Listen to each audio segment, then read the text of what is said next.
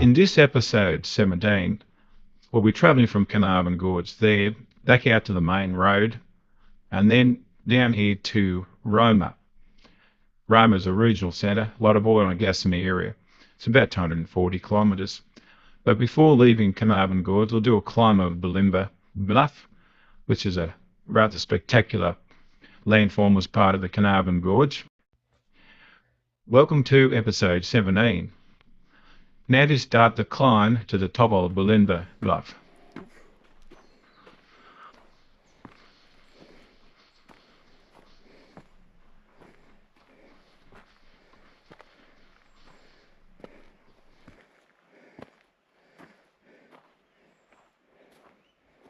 Okay, that's telling us a little bit of a story, isn't it?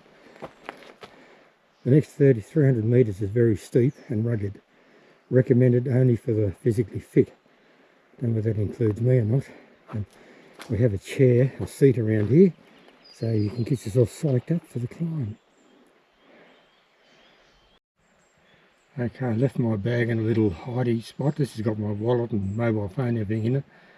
Make it easy to do this last section. It's very steep and hard. Well, I'm up to having a go, so here goes. I'll test one physically for sure.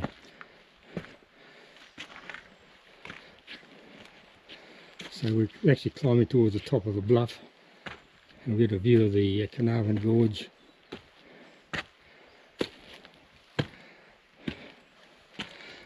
So the first of our ladders. The only short one. There we're going up through a cleft in the rocks.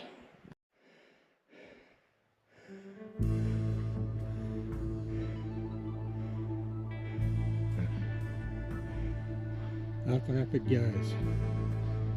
I think I'll stop here in this seat for a little while. Nicely eroded white sandstone cave, eroded by wind and rain. The softer rock erodes first and creates a rather attractive play of light on the rock forms.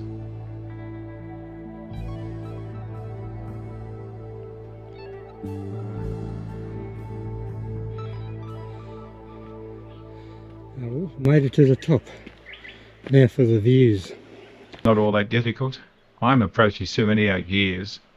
I met two women at the Pimpernel in the early 70s as she climbed the bluff okay. We have set the example for others. As she said, use it or lose it. I think there must be said for that adage.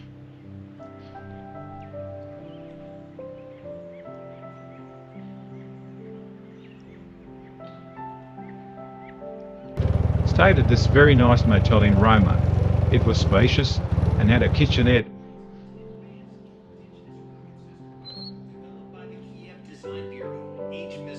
Considering the number of motels in town, Roma is obviously a popular destination town.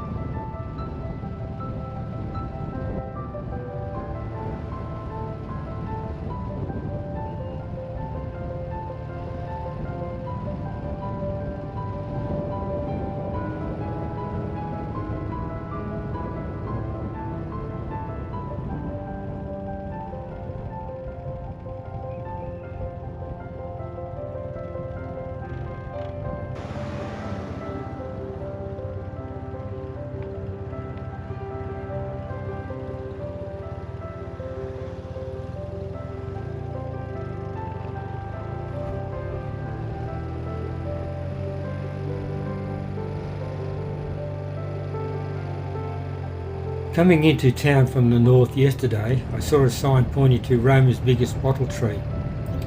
That looked interesting to me, so I retraced my steps to find the sign.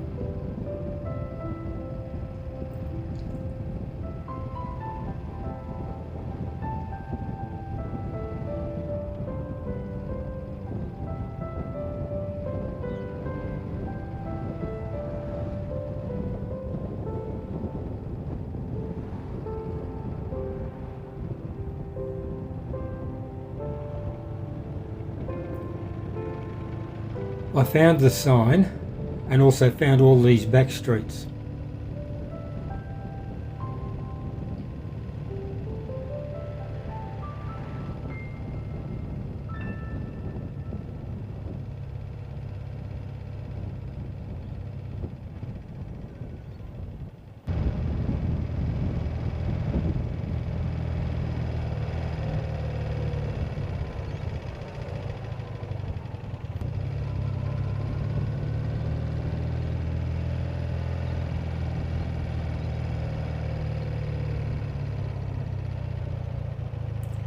Right turn for the tree.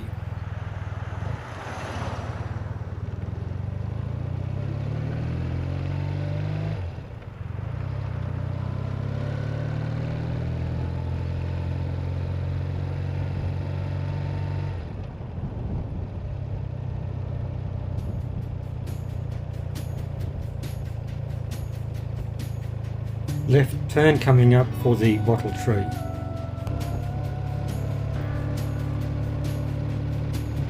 Another left turn for the bottle tree.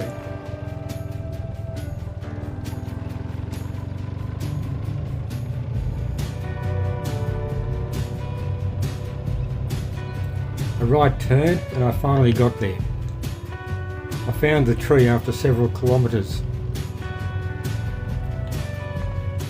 The funny thing is, the bottle tree was only a few hundred metres from the motel, so I've done a pretty good circle.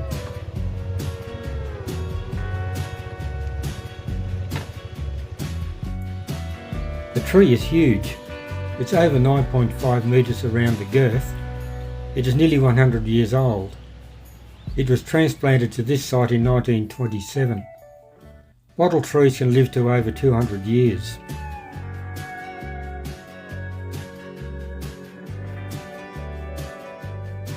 The bottle tree is indigenous to Queensland and had no relationship to the boab tree of Western Australia.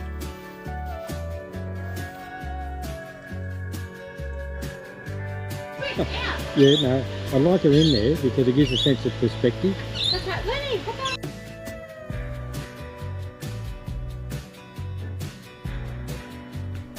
After an overnight stay in Roma, we'll pick up the highway again and we head down here to St George, look around St George for a little while, and then we'll go on down here all the way to Hebel, which is only a village just north of the border. And then we'll go on down here past Lightning Ridge, down to Walgett, or through Walgett, and on down to Coonamble, which is off the map down there a little way.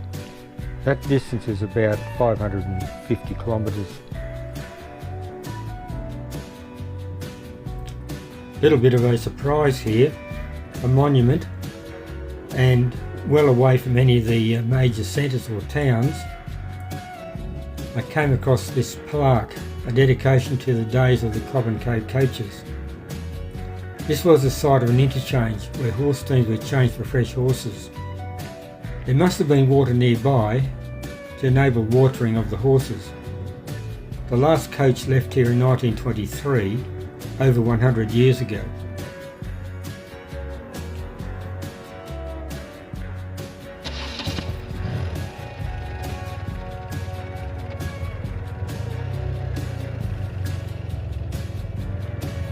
Coming into St George.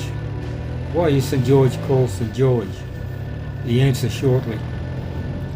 The town is a regional centre with a population over 3,000.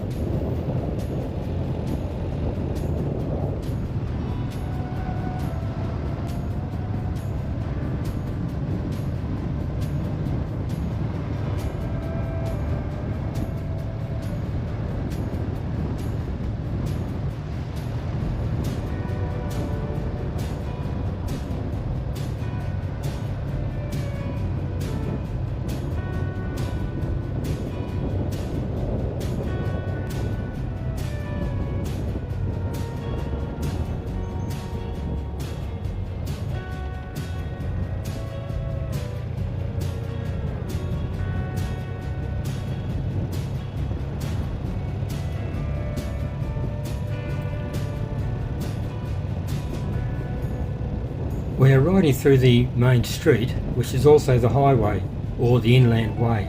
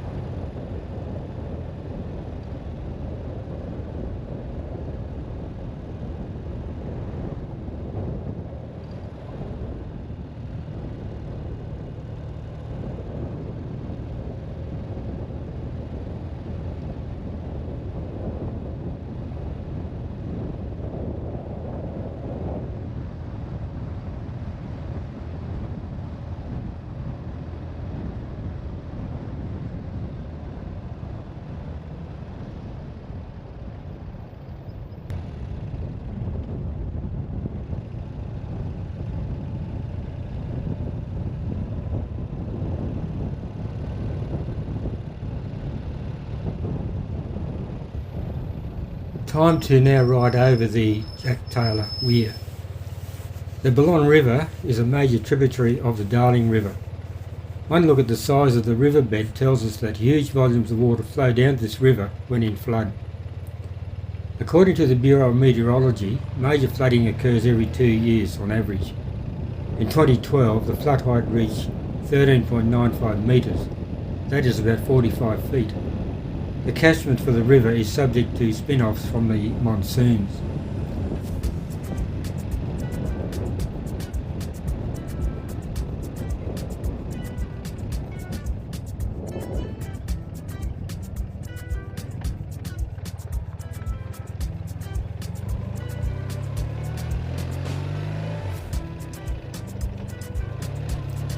The St George water supply scheme draws water from the Balonne River via Jack Taylor Weir and Beardmore Dam. Beardmore Dam is upstream from here. There is extensive flood irrigation in the St George area. The scheme supports irrigation for a range of crops including cotton, wheat, grapes, melons, peanuts and other small crops. A network of 112 kilometres of channels and pipelines distributes water to about 50 irrigators across approximately 10,000 hectares of land.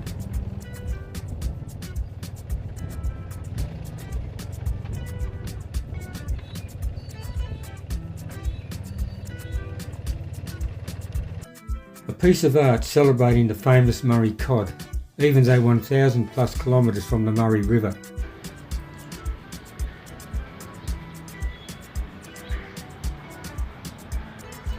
Thomas Mitchell the explorer crossed the river here and set up a camp. The day happened to be St George's Day in April 1846.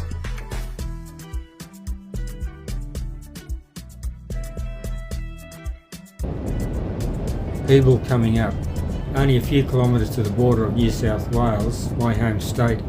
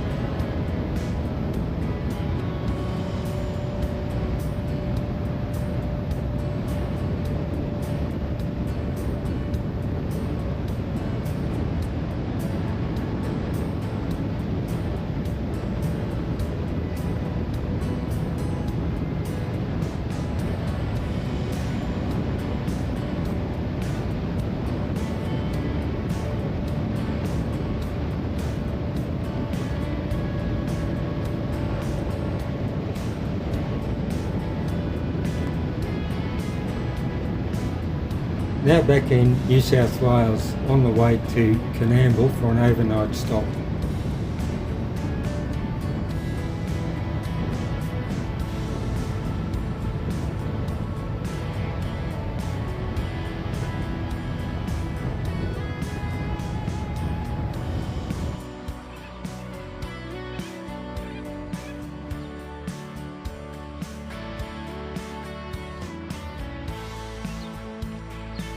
More water tower art in Coonamble. I understand that these murals cost tens of thousands of dollars each to paint.